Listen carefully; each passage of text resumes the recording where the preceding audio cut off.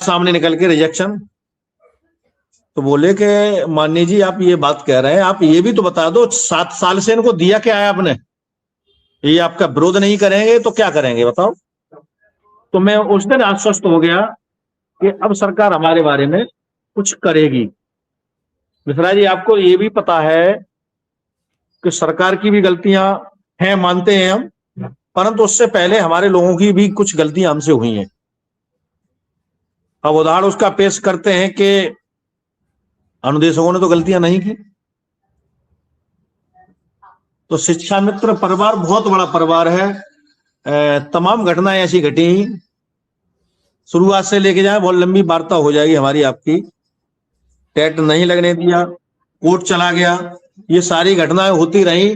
तो जब समायोजन रद्द हुआ तो बाबा जी ने एक बात और कही थी, आपके माननीय मुख्यमंत्री जी ने 25 जुलाई 2017 को ही, कि मैं शिक्षा मित्रों के साथ अन्याय नहीं होने दूंगा।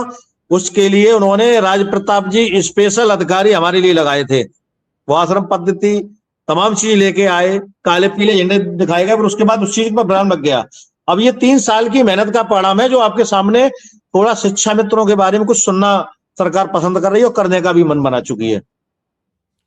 और मैं आपको आज स्पष्ट करने देना चाहता हूं आपके चैनल के माध्यम से कि दुनिया की कोई भी ताकत शिक्षा मित्रों का मानदेय या जो भी स्थायी समाधान हो रहा है उसे करने से कोई नहीं रोक सकता, और जल्द ही आपके सामने परिणाम भी दिखेंगे। मिश्रा जी सुन रहे हैं आप?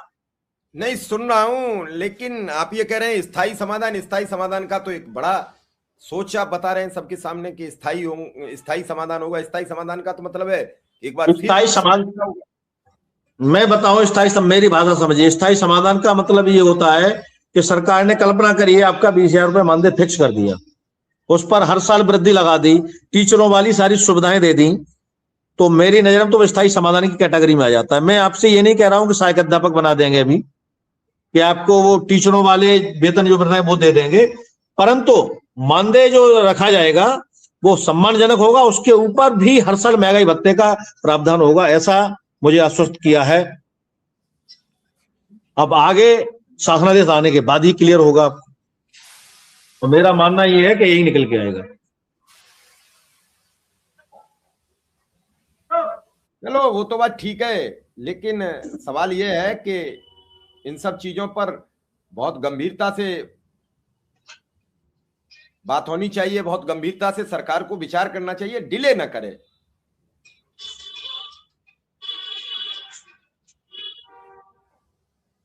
देखो मिश्रा जी, हर सरकार की अपनी अलग अलग पॉलिसियां होती हैं, अलग अलग सोच होती है हर सरकार। अब हम पीछे फिर थोड़ा और बढ़ जाएं, 2014 से पहले, 12 से पहले बसपा सरकार थी, उन्होंने हमारा प्रशिक्षण शुरू कराया। 2014 में 12 में फिर सपा गवर्नमेंट आ गई।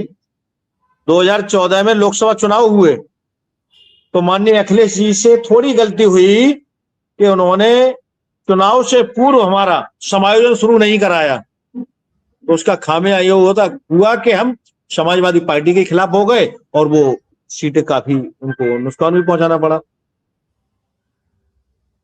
तो ये तो घटनाएं ऐसी घटती रही हैं। हमारा दुर्भाग्य कहिए, हम शिक्षा में नौकरी करके दुर्भाग्य में, हम तो अपने आप को मानते हैं हमारा दुर्भाग्य रहा कि हम राजनीति के शिकार होते रहे। परंतु मुझे अब ये लगता है कि आने वाली ये सरकार, ये जो कार्य कर रही है आपकी सरकार,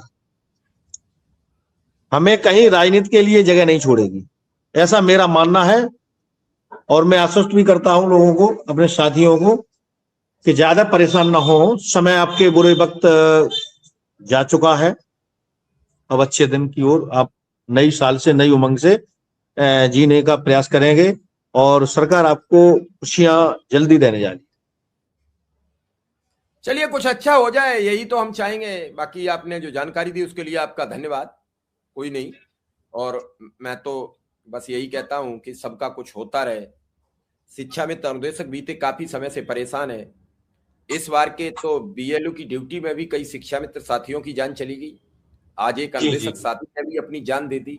मैं सबसे वही कह रहा हूं कि जान देने कोई विकल्प नहीं होता है। जान देना, लड़ाई लड़ना इंसान का कर्तव्य। मानव का जन्म सिर्फ इसलिए मिलता है कि समस्याओं का अंबार आपके जीवन में होगा, उन समस्याओं से लड़कर को सुरक्षित रखना है। आज जिस साथी ने जान दी है उसकी प्रति हम शोक संवेदना व्यक्त करते हैं। सीतापुर में एक अनुदेशक ने अभी जान दे दी, बीएलओ के पद पर कार्यरत थे, अंतिम दौर में आ गया है काम। अच्छा, अब आपने जान दे दी तो क्या होगा? बीएलओ का काम कौन करेगा? आपके जाने के बाद रुकेगा थोड़ा ही काम, कोई और लगा दिया जाएगा ड्यूटी पे और उसका काम पूरा करा दिया जाएगा। लेकिन आप तो चले गए, अब आपके परिवार का क्या होगा? आपके पीछे जो लोग हैं उनका क्या होगा? जिस दिन आप ये विचार कर लोगे जान देने का मन बनेगा ही नहीं। इसी विचार से तो आप अलग हो गए हो, तभी तो दिक्कत है। आज आप चले गए तो आपके परिवार के पीछे कौन खड़ा है? आपके रहते परिवार की गुजारा नहीं हो पा रहा था, कमरे में अकेले रहते थे, परिवार से दूर रहते थे। सुबह जब गेट नहीं खुला, आज दिन भर स्कूल नहीं आए तो चर्चा हुई, क्योंकि आज सभी वहां के सीतापुर, लखनऊ, हरदोई, आसपास के सभी जनपद के रसोईया अनुदेशक शिक्षा मित्र प्रधानमंत्री जी की रैली में जाने के लिए प्रस्तावित थे जी। वो जब नहीं गए तो लोगों ने सोचा रैली में चले गए होंगे, लेकिन शाम को उनके साथी ने जब फोन किया नहीं उठा तो उनका गेट तोड़ा गया, तो वो उसमें मृत मिले। जी जी जी। मैं सच कह रहा हूं कि ये सब चीजें आपको नहीं करनी चाहिए।